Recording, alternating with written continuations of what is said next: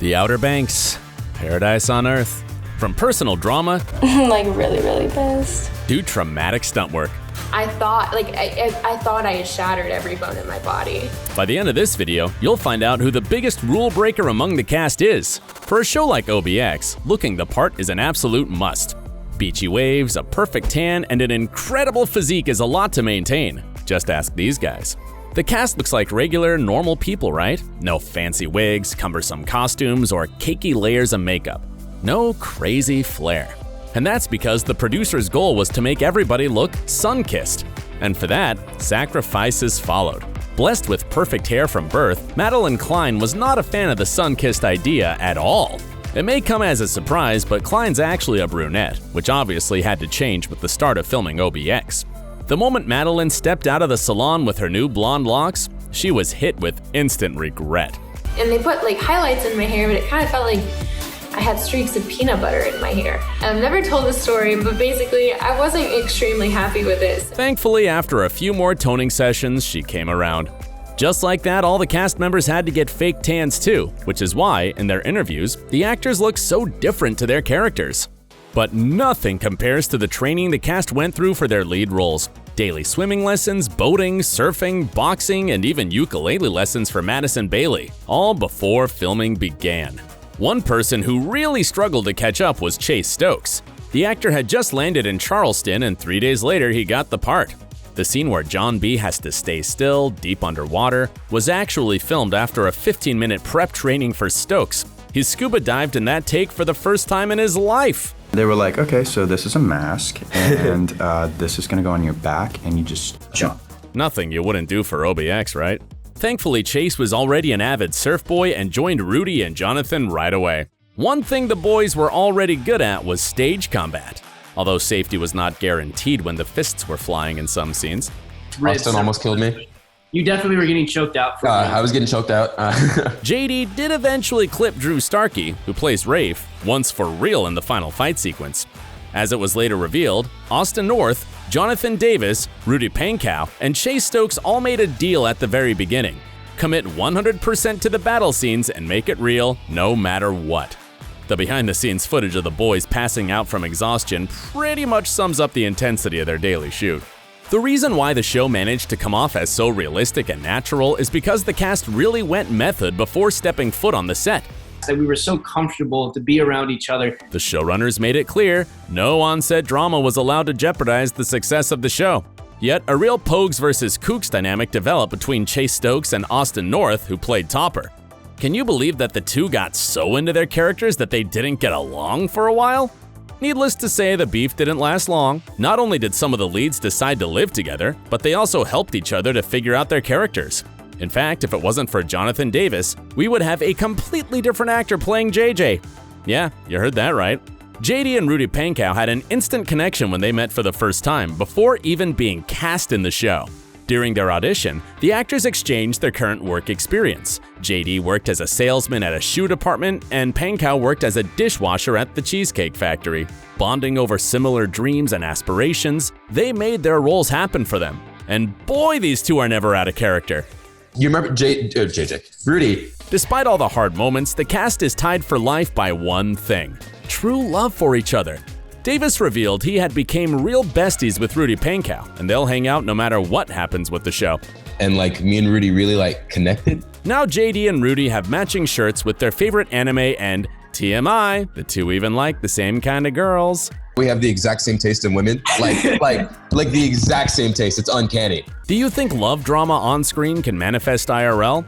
Well, let's just hope these two don't really start crushing on the same girl. But none of this would have happened if JD hadn't stayed up till 2 in the morning with Pankow rehearsing his lines as JJ. That's when Rudy knew their friendship was gonna last. I love you back so much, and it's just so real and organic. The chemistry decided everything. The leads did become besties and totally conveyed that spirit into their acting. Funny enough, most of the time the cast had no idea they were being filmed, and those bits were put in the final take. And then we would go back and watch the show holy crap, that's in there. But it's not all rainbows and butterflies in the world of celebrities and showbiz. One rule every actor knows from the start is your image defines your success. and no production, including Netflix, will keep you in the cast if your reputation gets tarnished. Yet that did not stop Madison Bailey from opening up about her ongoing drama with haters. Bailey is a pure gem of an actress, yet haters gonna hate no matter what. As soon as the OBX lead dropped the news about her wonderful and happy relationship with the basketball player Mariah Linney, the social media world went nuts. Too many people have my girlfriend's name in their mouth and it's driving me insane. From the looks of it, a lot of opinionated people were disappointed that Madison and Rudy were not a couple IRL. Mean comments flooded Linney's feed, accusing her of dating the actress for money and status. That did not sit well with Bailey, and she took the debate to her IG Live to tell everyone the truth. We've never had any romantic relationship ever. And then y'all are like, they belong together. No, we don't.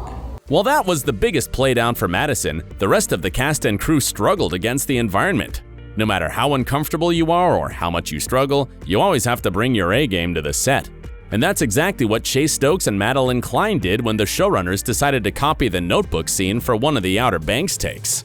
Remember that iconic moment when John B. and Sarah stood on the docks and share a passionate smooch before parting ways? Well, it wasn't meant to go down like that at all. The truth is, the original script did not have a kiss under the rain, but then the unpredictable weather ruined everything. The crew were ready to stop the production. Plus, Madelyn had the worst cold and just wanted to rest. Yet, the director had this incredible idea to replicate the Notebook's kissing scene to make it romantic and spectacular. And that's sort of an homage to Outer Banks. It's just kind of saying okay and going with it. As a true trooper, Cline plucked up all the energy she had left and gave it her all. The bottom line is, the scene is truly fantastic and one of the most memorable moments of the show. And it turned out to kind of be this, beautiful moment that The funniest thing is that Chase got sick from Madelyn right after and had a terrible week and a half of shooting. That being said, the actor did admit the scene was totally worth the sacrifice.